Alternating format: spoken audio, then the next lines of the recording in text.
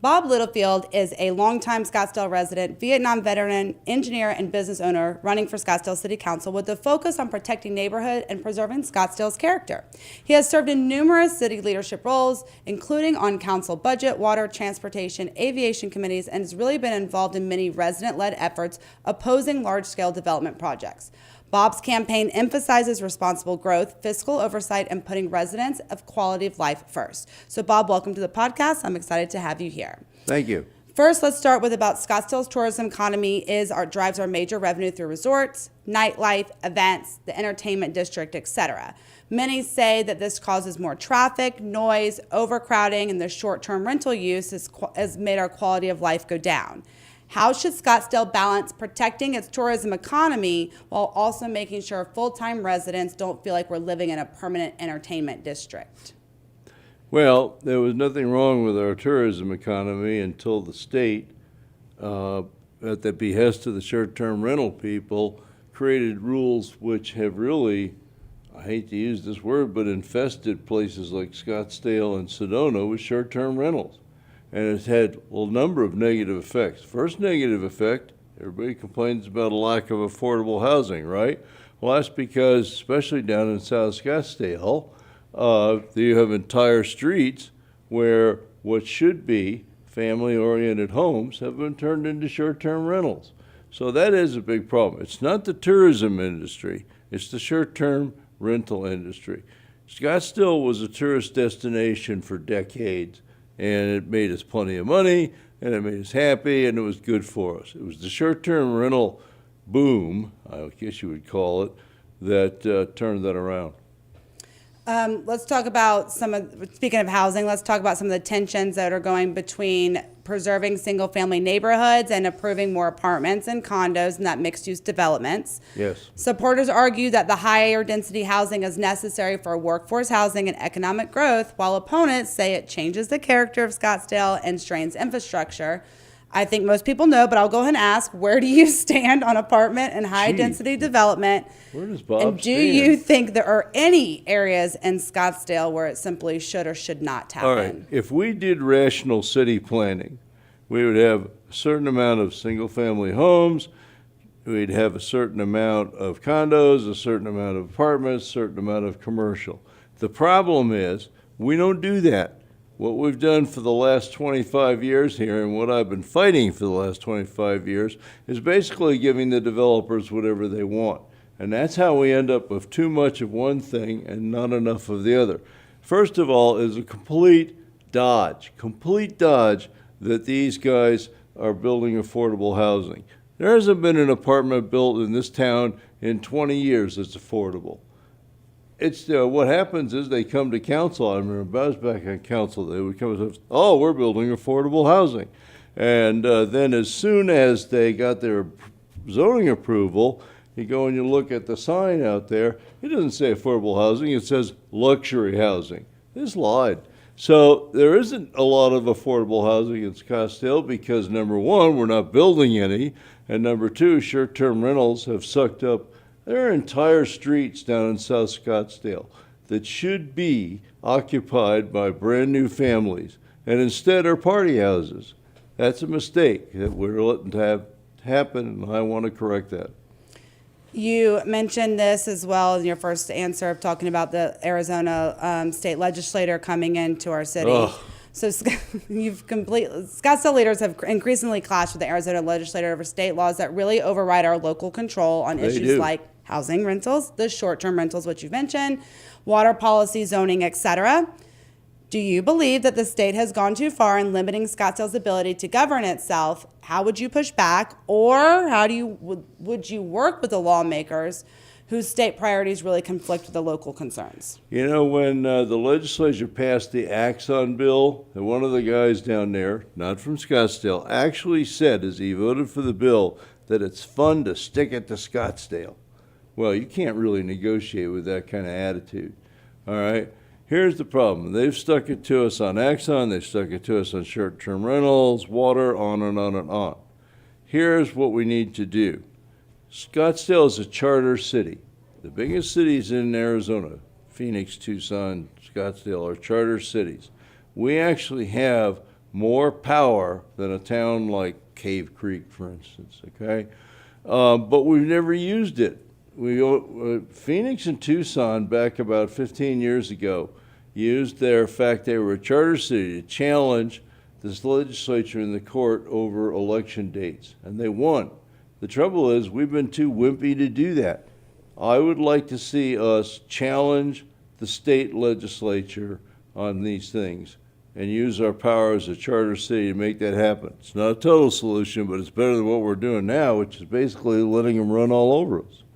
Okay. Many Scottsdale residents are concerned about their rising costs. Spending transparency is very big, and whether taxpayer dollars are really being prioritized effectively. Water is a big hot topic with that. So recently, the current city council increased and approved a 4.5% to water rates, 3.5% to the sewer rates to help cover these rising costs for electricity, infrastructure upgrades, and how to really include new water sources as the Colorado River dwindles. Do you support these increases, and how should Scottsdale balance the need for long-term water security while also not putting the burden on residents and businesses? Well, if you look at us compared to Gilbert or Mesa or Phoenix or whatever, I would like to see obviously no increases. But there have been increases in costs. I think that the current city council, one of the things that they've done right is they came out with a decent balance on what those raises should be. So I don't have any complaint about that. I do have a complaint about how much it costs to live in Scottsdale, but that's not because of the water rates or the sewer rates or whatever. That's because of overdevelopment, which is what I've been fighting. And so, yeah, it's getting expensive to live here. There's no question about it. I've lived here since, 1984? My wife actually was born here. She's a Scottsdale native. And so, yeah, we have to watch out for that. But I would say that that's one of the things that they've done right is the raises, the increases were nominal. Okay. I have a two-part question left, and you have enough time. Yeah. We can ask both of them for you. So how about this? What is one major issue that's facing Scottsdale that you do not think City Council is currently working on? And what would you do with that said issue that you want to bring awareness to? The biggest issue in Scottsdale, and it has been this way for the last 30 years, is overdevelopment. We let these doggone developers run roughshod over us. And we let them set the pace, we let them set the agenda, and we are doing that at the expense of the residents. For the last 20 years, whenever the city does a survey, the number one complaint residents have is traffic. Why is that? We're trying to put 10 pounds of people in a 5-pound sack. That's the problem. Overdevelopment is underneath everything that's a problem in Scottsdale. If you're worried about there being a potential water shortage, why is that? Overdevelopment. We got enough money. We have enough water right now for the people we have, but we don't have enough water to come up with tens of thousands of new apartments. So it's all about overdevelopment. Scottsdale, when I moved here, was a nice place to live. It's still a nice place to live, but our quality of life has really been demeaned by overdevelopment. And if you had one word that you wanted to put a little tag on, Bob, stop overdevelopment. I think we can all understand that, Bob. I With think you. you know. Yeah. Well, I try to be simple. I get try it. to make it clear what I'm about and why people should vote for me. Well, one more thing is you've been on City Council before. Your wife is currently on it. So what would you do to improve accountability and rebuild trust in City Hall? Good luck with that. Accountability. I've been accountable. Everybody knows exactly where I stand on everything. All right? And you know, if you vote for Bob and Bob gets in, you know exactly what you're going to get out of me. And the problem is we have people, they run for city council and they send out the little flyers, and the flyers say, we're resident friendly. And then the minute they get in, they stab residents in the back and they go with developers. Solange Whitehead with Axon, Tammy Caputi with Axon, Tom Durham with Axon, plus thousands of other apartments. I mean, I could go on and on. You don't have enough time for me to list all the names, but that's your problem right there. And you're right, there's not enough accountability. People need to pay attention. They need to see who's voting how and for what, and they need to make their votes for council. I think that's happening, because last time around, Caputi got dumped, Durham got dumped, Ortega got dumped, and I think Betty Janik would have been dumped, except that she wisely, in my opinion, decided not to run again. I think she and Durham were almost Tweedledee and Tweedledum.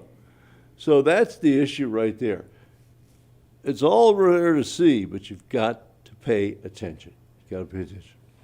Well, everyone else can continue to pay attention to Bob and his campaign by visiting boblittlefield.com to get to know more about what he stands for outside of less building and keeping Scottsdale quaint. Go vote, please. I will say this every episode, throughout the episode. July 21st is when the primaries are. Ballots go out June 24th. I really, really, really encourage you to vote. As every candidate on here says, the vote counts. Everything that happens really does affect you. So please use your vote wisely and go vote. That's what we have it for.